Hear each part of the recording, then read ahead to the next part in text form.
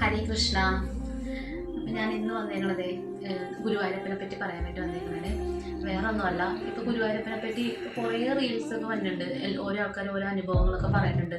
അപ്പോൾ അവർ പറയണ ഓരോ കാര്യങ്ങളും എന്നെ സംബന്ധിച്ചെടുത്ത് അത് എല്ലാം സത്യസന്ധമായിട്ടുള്ള ഓരോ വാക്കുകളാണ് അവർ പറയണത്. കാരണം അങ്ങനെ ഒരു അനുഭവങ്ങൾ എനിക്കുണ്ടായിട്ടുണ്ട്. അപ്പോൾ എനിക്ക് അവരുടെ ആ റീൽസിൻ്റെ അടിയിൽ ഇതേവരെ അതിലൊരു കമൻറ്റ് അഴക്കാൻ ഇതുവരെ എനിക്ക് സാധിച്ചിട്ടില്ല. കാരണം വെച്ചിട്ടുണ്ടെങ്കിൽ നമ്മളൊരാൾ വേദനിപ്പിക്കുമ്പോൾ ആ വേദന എന്താണെന്ന് അവരും തിരിച്ചറിയണ്ടേ. അപ്പം ഞാൻ അങ്ങനെ ഒരു വഴിപാടായിട്ട് ഞാനൊന്നും നേർന്നിട്ടില്ല. പക്ഷെ എൻ്റെ മനസ്സ് അത്രയും വേദനിച്ച് അത്രയും ഞാൻ സങ്കടപ്പെട്ടാണ് ഞാൻ അന്ന് ഗുരുവായൂരപ്പനോട് അതാ പറഞ്ഞത്.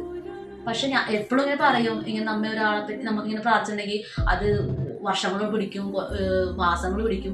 പക്ഷെ ഒരു 2 ആഴ്ചക്കുള്ളിൽ തന്നെ അവർക്ക് അതിൻ്റെ ഒരു ബുദ്ധിമുട്ട് ഉണ്ടായി. അതെൻ്റെ കൺമുന്നിൽ അത് അന്ന് ഞാൻ കാണുകയും ചെയ്തു. അന്ന് തൊട്ട് ഇപ്പം ഈ നിമിഷം വരെ ഞാനിപ്പോൾ ഒരു ഗുരുവായൂരപ്പൻ്റെ ഒരു എന്താ പറയുക, എനിക്ക് പറയാൻ പറ്റാത്തത്ര ഒരു ഭക്തിയാണ് എനിക്ക് കണ്ണനോട്. അങ്ങനെ എനിക്ക് ഗുരുവായൂർ അമ്പലത്തിൽ എത്തിപ്പെടണം, എനിക്ക് ഗുരുവായൂർ അമ്പലത്തിൽ ഒന്ന് തൊഴണം. ഇതുവരെ നടന്നിട്ടുണ്ട്. അന്ന് ഇപ്പോഴല്ല, നേരത്തെ എനിക്ക് അങ്ങനെ നടന്നിട്ടുണ്ടായില്ല. പോകാൻ ഒരുങ്ങും അതൊക്കെ ഇങ്ങനെ മുടങ്ങി പോകുമായിരുന്നു. ആരും ഇല്ല എൻ്റെ കൂടെ പോകാനായിട്ട്, വരാനായിട്ട്. വിളിക്കുമ്പോൾ എല്ലാവർക്കും ഓരോരോ ആവശ്യങ്ങൾ. ഈശ്വരൻ എന്ത് ചെയ്യും, എനിക്കൊന്ന് ഗുരുവായൂർ അമ്പലത്തിലൊന്ന് തൊഴണം എന്ന് ഭയങ്കര വലിയൊരു ആഗ്രഹമായിരുന്നു. അങ്ങനെ ഒരു ദിവസം ഞാൻ ഒരു തീരുമാനം എടുത്ത് ഒറ്റക്കങ്ങ പോയി കളയാന്ന്. അങ്ങനെ ഞാൻ ഒരിക്കലും ബസ്സിൽ കയറി ഒറ്റക്കങ്ങോട്ട് വന്ന് എൻ്റെ കയ്യിലാകെ 500 രൂപയുള്ളൂ. 500 രൂപ തന്നോളൂ കയ്യിൽ. അപ്പോൾ ഞാൻ ഈ 500 രൂപയും കൊണ്ട് ഞാൻ ഗുരുവായൂർ അമ്പലത്തിൽ പോയി. അപ്പം ബസ്സിൽ കയറി, ഈ നമ്മുടെ വൈറ്റില ഹബ്ബിൽ നിന്ന് 5:30 ബസ്സിൽ കയറി ഞാൻ പോയി.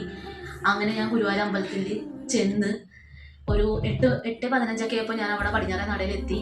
പിന്നെ അവിടെ നിന്ന് ക്യൂ നിന്ന് ഞാൻ അന്ന് ആദ്യമായിട്ട് ഞാൻ എൻ്റെ ഭഗവാനെ അന്ന് ദർശനം നടത്തി. അത് ഞാൻ തൊഴുതിറങ്ങി കഴിഞ്ഞപ്പോൾ എനിക്കുണ്ടായ ഒരു ഫീൽ എന്ന് പറഞ്ഞിട്ടുണ്ടെങ്കിൽ, എനിക്ക് എല്ലാ മാസം അവിടെ തൊഴാൻ പറ്റണേ എന്നുള്ള ഒരു ആഗ്രഹം മാത്രം എനിക്ക് ഉണ്ടായിരുന്നുള്ളൂ, എല്ലാ മാസം.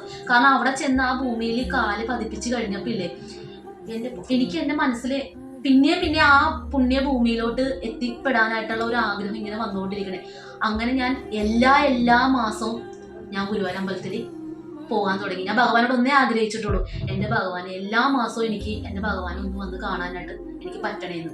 ഞാൻ 500 രൂപയിൽ കൂടുതൽ എനിക്ക് തരാറുമില്ല. വീട്ടിൽ നിന്ന് പൈസ ചോദിച്ചാൽ 500 രൂപയെ തരുള്ളൂ.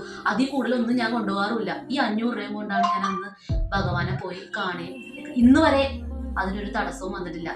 ഇപ്പോഴും ഞാൻ ഗുരുവായൂർ എല്ലാ മാസവും ഞാൻ തൊഴാൻ പോകാറുണ്ട്.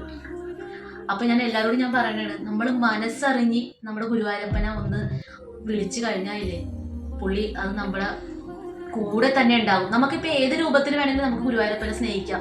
ഇപ്പോൾ ഒരു എന്താ പറയുക, കൂട്ടുകാരനെ പോലെ, അല്ലെങ്കിൽ ഒരു മകനെ പോലെ, അങ്ങനെ പലതരത്തിലും നമുക്ക് നമ്മുടെ ഗുരുവായൂരപ്പനെ നമുക്ക് സ്നേഹിക്കാം. അപ്പം പുള്ളി തന്നെ ആ രൂപത്തിൽ നമ്മുടെ മനസ്സിലോട്ട് അങ്ങോട്ട് കയറും.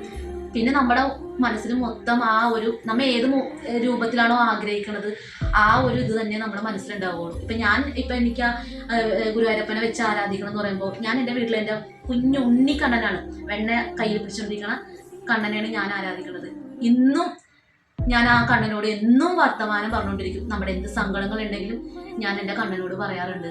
എനിക്ക് എൻ്റെ അനുഭവത്തിൽ പറയണേ, എൻ്റെ പല കാര്യങ്ങളും എനിക്ക് ഭഗവാൻ നടത്തി തന്നിട്ടുണ്ട്. ഇനി ഒരു വർഷത്തിൽ എന്താണ്, ഒരു വർഷം ഉണ്ടെങ്കിൽ നമുക്ക് ഏതെങ്കിലും ഒരു മാസം എല്ലാവരും ഒന്ന് ഗുരുവായൂർ അമ്പലത്തിൽ ഒന്ന് പോകാൻ ശ്രമിക്കണം. അതൊരു വല്ലാത്തൊരു അനുഭൂതിയാണ്. അതൊന്ന് അനുഭവിച്ചറിയണം എല്ലാവരും. എൻ്റെ ഒരു ആഗ്രഹമാണ് ഞാൻ പറഞ്ഞത്. എനിക്ക് പലവട്ടവും എനിക്ക് അനുഭവങ്ങൾ ഉണ്ടായിട്ടുണ്ട്. അപ്പം എനിക്കതൊന്നും ഇങ്ങനെ പറയണമെന്ന് തോന്നി എല്ലാവരോടും.